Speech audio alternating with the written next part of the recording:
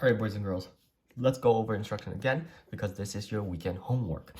You gotta be able to distinguish the difference between solving for a leg and solving for the hypotenuse. It's the same equation with any right triangle. You're always going to be using a squared plus b squared equals c squared.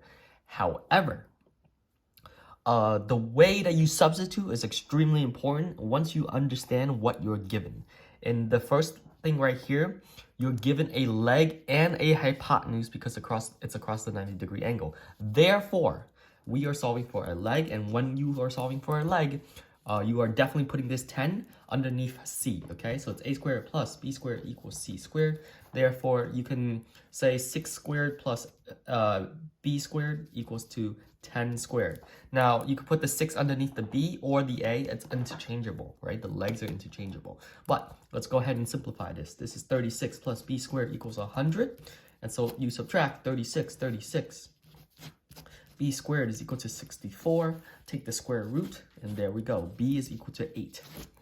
That process is entirely different when you are solving for the hypotenuse, right? And the hypotenuse is this is a leg and this is a leg. Therefore, you're trying to solve for c squared, okay? So it's straightforward. A squared plus b squared is equal to c squared. The only problem with this is that you got to remember this previous skill from the other day. So if you don't know how to do this, consult the video and do your homework, okay?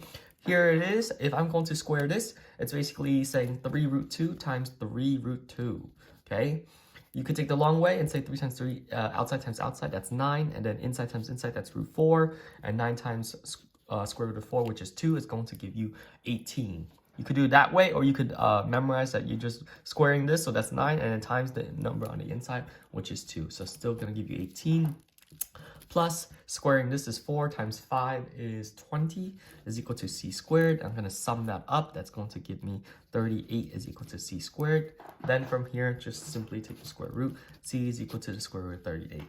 I'm going to double check to see if I can simplify. Is this divisible by 4, 9, 16, or 25?